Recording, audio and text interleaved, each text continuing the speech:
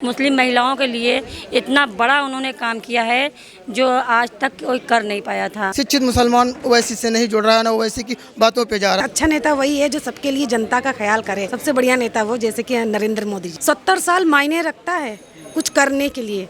जो 10 सालों में हुआ ना वो 70 सालों में नहीं हुआ। अब महिलाओं को सुरक्षा मोदी की सरकार में ही मिली है और किसी सरकार में नहीं मिली है, वरना अब से पहले की सरकारों का अगर गिना है तो बहुत सी महिलाएं रसोई में मिट्टी का तेल डालकर जला दी जाती थी। मिर्ची का में तलाक तलाक बोल के चला गया। पहले कहीं पर भी दाढ़ी टोपी वाला मुसलमान देखा जाता था या बुर्का वाला मुसलमान देखा जाता तो उसको लोग अपने घरों में उसको रखने से मना कर देते थे, किराएदारी नहीं देते थे कि ये दाढ़ी टोपी वाला है तो जरूर आतंकवादी ही होगा। इस समय हम लोग बनारस में हैं। बनारस में 1 तारीख को वोटिंग होनी है। यहाँ की जो जनता है इस बार क्या लग रहा है, क्या मुद्दे रहने वाले हैं यहाँ पे वोटिंग के, और जो राहुल गांधी और असदुद्दीन ओवैसी को लेके जो बयानबाजी हो रही है उन सब चीज़ों पे हम लोग बातचीत करेंगे।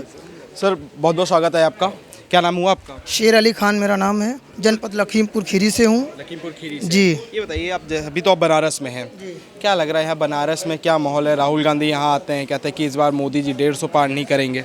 नहीं, बिल्कुल गलत कह रहे हैं। मोदी जी पार करेंगे, सरकार बनेगी। और हम लोग मोदी जी जब से आए हुए हैं 10 सालों से, नरेंद्र भाई मोदी जी, मुसलमान सुरक्षित है। मुसलमान इस बार बढ़ चढ़ के भारतीय जनता पार्टी के साथ खड़ा हुआ है और हम लोग सीना ठोक के कह रहे हैं कि भारतीय जनता पार्टी की सरकार बनेगी, नरेंद्र भाई मोदी फिर से प्रधानमंत्री बनेंगे। और हम लोग दावे के साथ कह रहे हैं, मुसलमान का अगर कोई सच्चा हितैषी है तो आज भारतीय जनता पार्टी है। 67 सालों तक मुसलमानों को छला और ठगा गया अन्य दलों की जो सरकारें रही हैं। जब से नरेंद्र भाई मोदी की सरकार आई है, योगी आदित्यनाथ की उत्तर प्रदेश में सरकार आई है, तो सिर्फ और सिर्फ मतलब जो है वोटर बैंक नहीं समझा गया मुसलमानों को, भारत का जबकि एक अच्छा नागरिक समझा गया है। और आज हम लोग ये कह रहे हैं कि 10 सालों में जो भारतीय जनता पार्टी की सरकार रही है उसमें सबसे ज़्यादा मुसलमानों को ही लाभ मिला है। लगातार राहुल गांधी ये कहते हैं कि जब से मोदी सरकार आई है तब से मुसलमानों को 2ym दर्जे का नागरिक बनाया गया है। नहीं, ये तो बहुत कांग्रेस के समय में मुसलमानों ने सच्चर कमेटी की रिपोर्ट कांग्रेस लेके आई थी।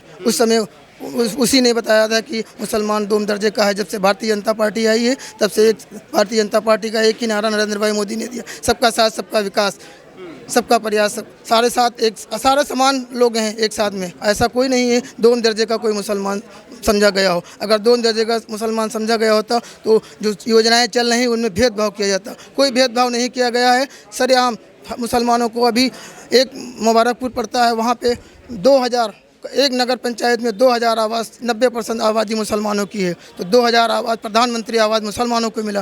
कैसे भेदभाव किया गया है ये बताइए? कोई भेदभाव नहीं है। आज के समय में अगर जो भी योजना आ रही है सारी योजनाओं का लाभ मुसलमान बराबर का उठा रहे हैं।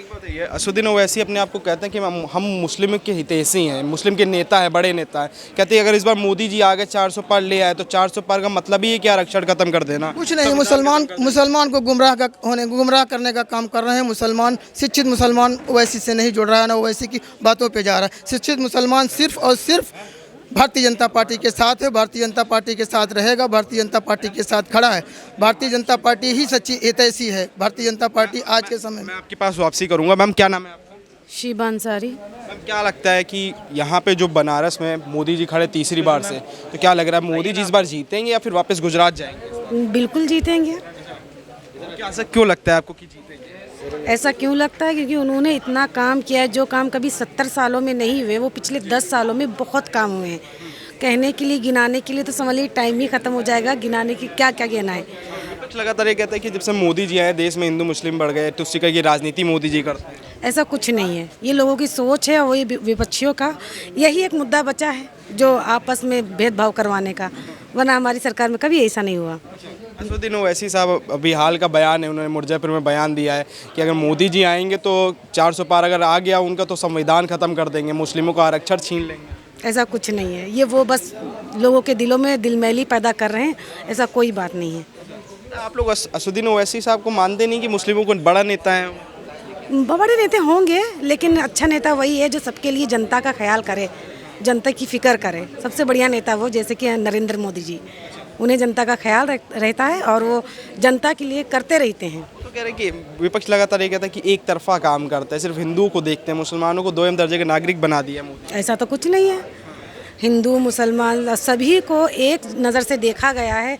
सबका इलाज भी हो रहा है आयुष्मान कार्ड से और आवास भी मिल रहा है। सोच की समस्या किसी का धर्म देख के तो दिया नहीं, सबको इक्वल दिया है, एक लाइन से सबको दिया है, किसी का धर्म मजहब पूछ के नहीं दिया गया है। मंदिर मस्जिद के ऊपर लड़ाने का काम करते हैं मोदी जी, मुसलमानों से कहते हैं कि हिंदुओं की ज़मीन छीन के मुसलमानों को दे दी जाएगी। नहीं, ऐसा कुछ नहीं है, ये बस उन्हीं की ही सोच है, बाकी ऐसा कुछ नहीं, कहीं भी नहीं है। आप लोग राहुल गांधी को नहीं देख रहे एज अ प्रधानमंत्री, मतलब कि वो तो सेकुलर पार्टी कहते हैं अपने आप को। क्या देखें, कुछ किया हो तो देखा भी जाए। 70 साल मायने रखता है कुछ करने के लिए, जो 10 सालों में हुआ ना वो 70 सालों में नहीं हुआ है। अब इससे ज़्यादा क्या बोलें। 10 सालों में IIT बनवाई, एम्स बनाए, सारा काम किया उन्होंने, कह रहे बस हमने बनाया, मोदी जी बेच रहे हैं। अच्छा, बेचने का काम चल रहा है, व्यापार चल रहा है यहाँ पे।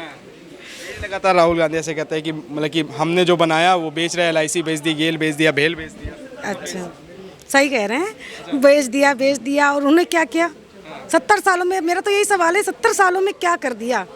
2-4 चीज़ें खड़ी कर दी, बहुत काम कर दिया। 10 सालों में देखिए क्या क्या हुआ है, कितना विकास हुआ है, कितनी महिलाएं निकलते हैं। हम खुद सीतापुर से लखनऊ जाने में डरते थे, आज ये दिन है कि हम सीतापुर से हम कहीं भी जा सकते हैं, इतना मतलब सुरक्षा है यही सरकार में, बीजेपी सरकार में। बीजेपी सरकार में मैं आपके एक लास्ट क्वेश्चन आपसे लूँगा।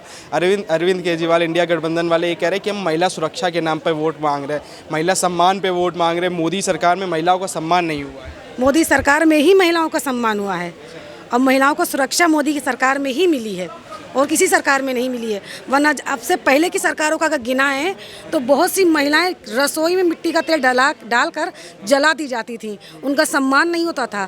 आदमी इस तरह से पीटता था, जलील करता था कि औरत अपने चोट खाए चेहरे को छुपाती रहती थी। क्या बताएं, ये सरकार, इस सरकार में सब कुछ मिला है बीजेपी में।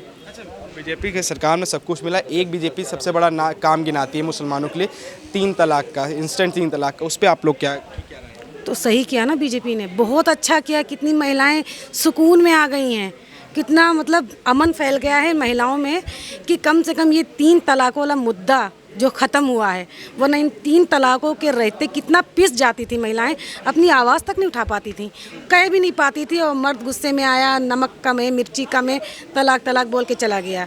लेकिन जो कि मोदी जी ने जो किया है, ये शरीयतन हमारी कुरान में है, जो तरीका है वो तरीका मोदी जी ने कायम किया है।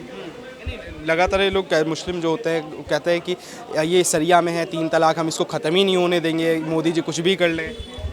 शरीयत में क्या है?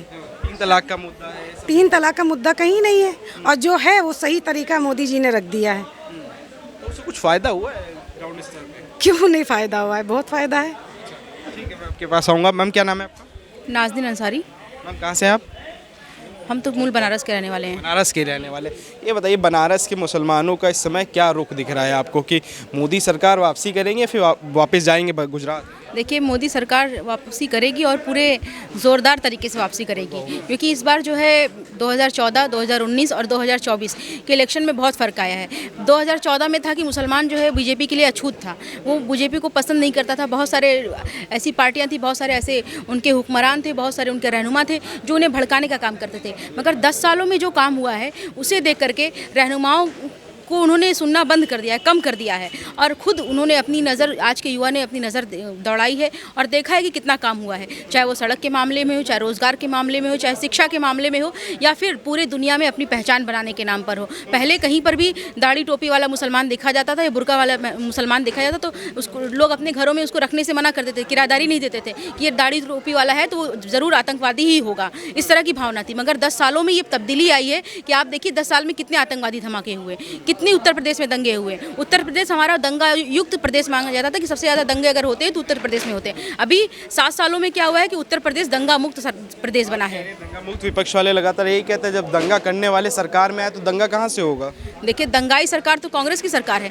जिसने देश का सबसे बड़ा दंगा कराया और सबसे बड़ा नरसंहार कराया। द्वितीय विश्व युद्ध से भी ज़्यादा लोग भारत विभाजन में मारे गए थे। तो ये तो दंगा वाली सरकार कौन थी, ये सब देख रहा है, पूरा दुनिया जानती है कि दंगा वाली सरकार कौन थी। और सबसे ज़्यादा आतंकवादी धमाके कराए, कश्मीर का मुद्दा दिया, जो कश्मीर अभी तक जल रहा था वो आज कश्मीर मुस्कुरा रहा है। तो सोचने वाली बात है कि फ़र्क कहाँ से कहाँ चल करके आया है।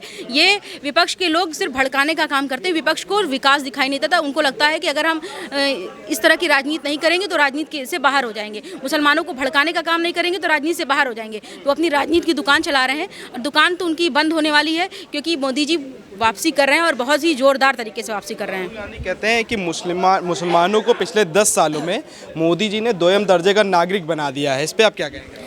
सच्चर कमेटी की रिपोर्ट कौन लेकर के आया था और किसके शासन में आया था? और सच्चर कमेटी की रिपोर्ट ये बता रही थी कि इतने साल आज़ादी की बीतने के बाद भी सच्चर कमेटी की रिपोर्ट में ये निकला कि मुसलमान जो है पंचर बनाने वाला है, मुसलमान जो है हजाम है, मुसलमान जो है पिछड़ा हुआ है, मुसलमान जो है पसमानदा है। तो आप बताइए कि राहुल गांधी, कौन राहुल गांधी है? वो क्या जानते हैं मुसलमानों के बारे में? कितने दिन जाकर के उन्होंने मुसलमानों के बीच में गुजारा है? वो तो भाई एक खानदान में पैदा हुए और राजनीति उनको खानदान में मिली है। वो क्या जाने राजनीति करना, और वो सिर्फ देश में घूम करके भारत जोड़ो अभियान चला रहे हैं। वो तो भारत तोड़ने का काम तो सबसे पहले उनके घर वालों ने किया था, उनके परिवार के लोगों ने किया था। तो भारत तोड़ो के लोग आज भारत जोड़ो की बात कर रहे हैं, तो बड़े शर्म की बात है। राहुल गांधी को पहले अपने परिवार का इतिहास देखना चाहिए, पहले अपनी पार्टी का इतिहास देखना चाहिए, उसके बाद बात करनी चाहिए। मैं आपके पास वापस आऊँगा। मैम, क्या लग रहा है, बनारस में क्या माहौल है? मोदी जी वापसी आएंगे या फिर इस बार गुजरात वापस आएंगे? वापस आएंगे, बिल्कुल वापस आएंगे। हाँ। बनारस के मुसलमान है मोदी जी के साथ में या फिर बस कहने के लिए? हाँ है, बिल्कुल। हाँ, कुछ काम वाम किया मोदी जी ने यहाँ पे? बहुत काम किया उन्होंने विकास हमारे शहर का बहुत किया। पहले तो देखिए हमारे यहाँ गंगा घाट तक कितनी उन्होंने सफाई किया।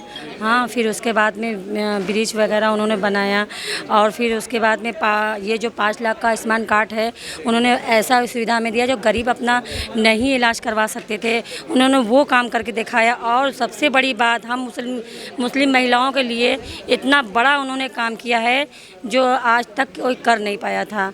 जैसे कि 3 तलाक का जो मुद्दा था, किसी भी लड़की की कभी भी लाइफ ख़राब हो जाती थी, लेकिन हमारे ये मोदी सरकार के आने से उनका, हम लोगों का ये प्रॉब्लम एकदम सॉल्व हो गया है। इन्होंने बहुत बड़ा ही काम कर दिया है। तो हम तो कई मुसलमान ये कहते हैं कि ये तो शरीयत के साथ छेड़छाड़ है, हमारा जो इस्लामिक संविधान है, इस्लामिक जो शरिया है उससे छेड़छाड़ कर रहे हैं मोदी जी, हमको भटका रहे हैं। नहीं, शरीयत के खिलाफ़ कोई नहीं जा रहा है, हम लोग शरीयत के साथ ही हैं, और हमारे मोदी जी जो हैं शरीयत के साथ ही हैं। ये सब भड़काऊ से बेकक के मामला है और कुछ नहीं है। अगर आपने जैसे 3 तलाक की बात करी, कई मुस्लिम महिलाएं कहती है कि हम 3 तलाक हटाया है मोदी जी ने, कोई मतलब नहीं है उससे, कुछ नहीं है। बहुत बड़ा मतलब है। ऐसे कैसे हमने तो अभी तक किसी से नहीं सुना कि मोदी जी ने ये हटाया तो उससे कोई मतलब नहीं। बहुत बड़ा मुद्दा अब जो है, तो जेंट्स जो हमारे वहाँ के हैं मुस्लिम जेंट्स, वो डरते हैं तलाक देने से या ऊंची आवाज़ में बात करने में। जैसे कि भेड़ बकरियों की तरह मारा जाता था, पीटा जाता था, कत्ल हो जाती थी। अब वो सबसे महिलाओं को बहुत बड़ा सुविधा मिला हुआ है। जैसे कि रात में निकलते हुए हम महिलाओं को बहुत डर लगता था, लेकिन ये मोदी सरकार के बनने से, हमारे प्रधानमंत्री के आने से हमारा बहुत बड़ा काम हुआ है। अब हम लोग निडर होकर बाहर कहीं भी आ जा सकते हैं। तो मोदी सरकार के साथ ही हम हैं।